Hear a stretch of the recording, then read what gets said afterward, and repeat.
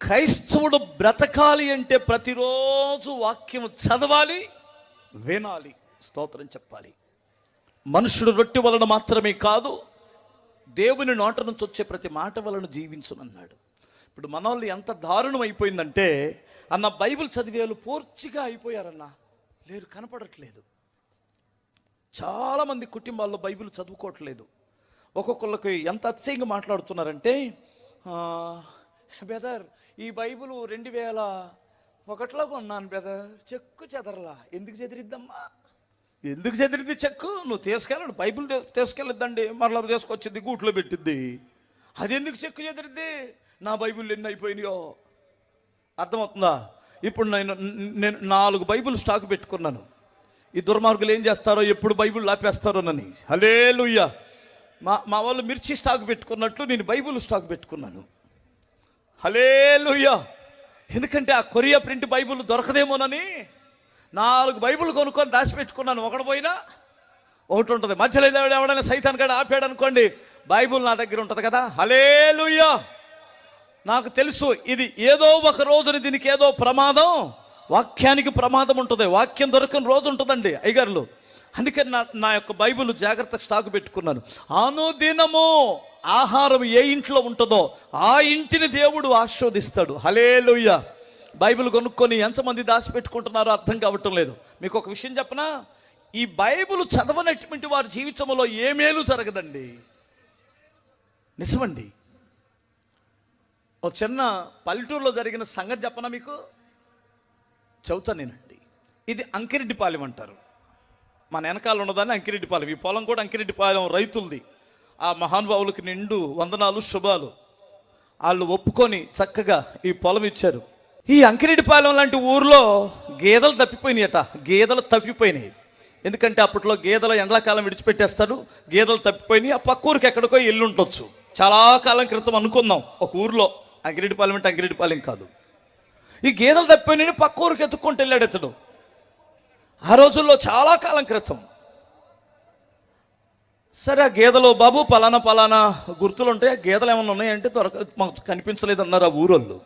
అందరూ coffee hotel దగ్గర అందరూ ఇడ్లీ తిని కాఫీ తాగుతున్నారు. ఇతను వెళ్ళి అక్కడ ఈ 2 ఇడ్లీ తిని కాఫీ తాగుదాం అనుకో, 2 ఇడ్లీ తిని కాఫీ తాగుతున్నప్పుడు ఒక అతను, గొడుగులు బాబోయ్, గొడుగులు అని వచ్చాడు. వీడెప్పుడు ఆ గొడుగులు మాట వెళ్ళలేదు, గొడుగు తెలియదు ఇతనికి. ఏదో పట్ట కప్పుకొని వెళ్తూ ఉండేవాడు వర్షం వచ్చినప్పుడు. బాబు ఏం చేసుకుంటారు అని అడిగాడు. వాళ్ళు పిచ్చోళ్ళలాగా ఉన్నావు, ఏం చేసుకుంటామంటావేంటి? ఈ గొడుగు వర్షానికి చాలా మంచిది, వర్షం వచ్చినప్పుడు తడవు, ఎండకి ఇంకా మంచిది, నీడ ఉంటుంది. పొలం వెళ్తావా? పొలం వెళ్ళోళ్ళలాగా ఉన్నావు. గొడుగు రెండింటికి ఉపయోగపడింది, వర్షానికి ఎండకే, కొనుక్కో అన్నాడు. ఎంత ఏంటి అన్నాడు. ఓ 10 రూపాయలు అన్నాడు. ఎక్కడో మడత పెట్టి 3 వేసి లోపల ఎక్కడో పెట్టాడు 10 రూపాయలు గోసిలో. ఆ గోసిలో తీసి మడత పెట్టిన దాన్ని 10 రూపాయలు ఆడికి ఇచ్చి ఇది కొనుక్కున్నాడు. కొనుక్కొని టీ తాగి వెళ్ళేటప్పుడు ఒక డౌట్ వచ్చింది. ఎందుకంటే వీళ్ళందరూ ఎక్కడ పెట్టారు గొడుగులని చూశాడు. చూస్తే సహజంగా గొడుగులు కొనుక్కున్నాడల్లా ఇలా పెట్టుకొని సొట్ట చుట్టుకుంటూ వెళ్తుంటాడు, అంతే కదా. సంకలో పెట్టుకున్నాడు, వాడు కూడా అక్కడ పెట్టుకొని వెళ్తున్నాడు. వెళ్ళేటప్పుడు పక్క ఊరు వెళ్ళేటప్పుడు కాస్త మబ్బు పట్టింది. రాత్రి ఇందాకట్లాగా మబ్బు పడితే మబ్బుకెళ్ళి చూసి అంటాడు, హే, రోజు కాదు నీ పప్పులు ఉడకడానికి, ఈరోజు గొడుగు నా దగ్గర ఉంది, నీ పప్పులే ఉడకమన్నాడు. అంటుండగానే ఒక్కొక్క చినుకు రాలుతుంది. పెద్ద వర్షం అయిపోయింది, తడిసిపోయాడు. తడుస్తున్నప్పుడు వీడికి ఏం అర్థం కావట్లేదు. అంతకుముందు నయం ఎక్కడో చోట పరిగెత్తుకుంటే ఇలా చెట్టు కిందో షెడ్లోనో ఎక్కడో చోట ఉండేవాడు. ఈరోజు నిలువున తడుస్తున్నాడు. ఏంట్రా బాబు, నా గొడుగు నా దగ్గరే ఉంది, వర్షం నా మీద పడుతుందేంటి? ఆడి ఏ సంఖలో పెట్టుకున్నాడు అంటారు. ఓహో, నేను ఎడం సంఖలో పెట్టుకుని కుడి సంఖ ఉండొచ్చు అని కుడి సంఖలో పెట్టుకున్న వర్షం పడుతుంది. ఆడికి ఆ డౌట్ వచ్చింది. ఆడు నన్ను ఖచ్చితంగా మోసం చేశాడు, గొడుగిచ్చి నా 10 రూపాయలు అనవసరంగా ఆడికి ఇచ్చాను. లేదు ఆడి సంగతి తెలుస్తానని మరలా వెళ్ళాడండి ఆ ఊరు.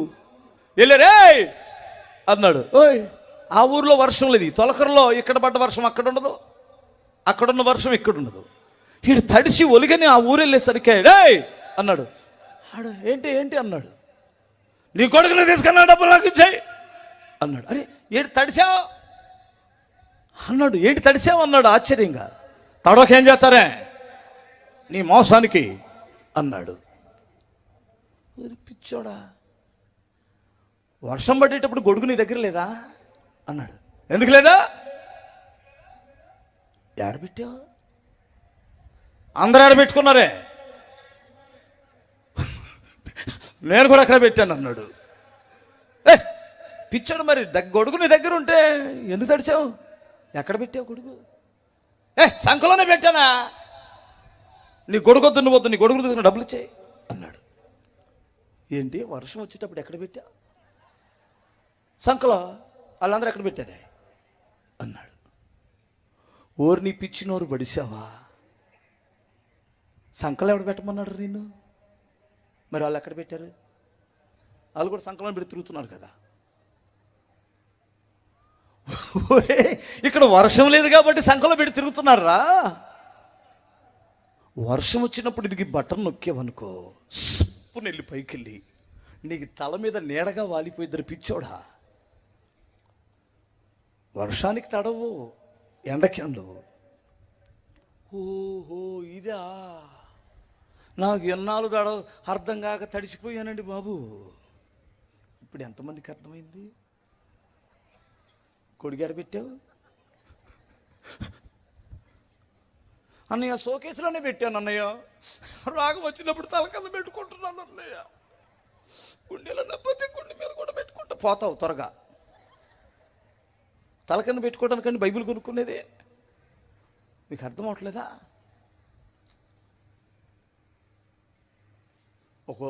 ఒక్కోసారి సీపిరి గట్టతో కొట్టేవాళ్ళు దయ్యాన్ని, ఇప్పుడు బైబిల్తో కొడుతున్నారు. ఎక్కడి నుంచి వచ్చావే? బైబిల్తో కొడతాను ఏమనుకున్నామని. పళ్ళు రాలగొట్టెళ్ళిద్ద దయ్యం. నువ్వు కొట్టాల్సింది బైబిల్తో కాదు, యేసునామాన్ని ఉచ్చరించు, దయ్యం వెళ్ళిపోయింది. బిగ్గరగా స్తోత్రం చెప్పు. హల్లెలూయా. మరియా యేసు పాదాల దగ్గర కూర్చొని వాక్యం విన్నదట.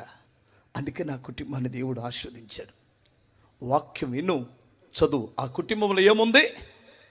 వాక్యము ఎరిగిన వారు, వాక్యాన్ని చదువుతున్నవారు. ఈ రోజున వాక్యం, ఒక ఆయన అంటాడు, అబ్బాయి మ్యాచ్ చేసా, ఓ ముసలాయన, నీకంటే ముందు యేసుప్రభు నమ్ముకున్నాను అన్నాడు. ఏం సాధించావన్నాను.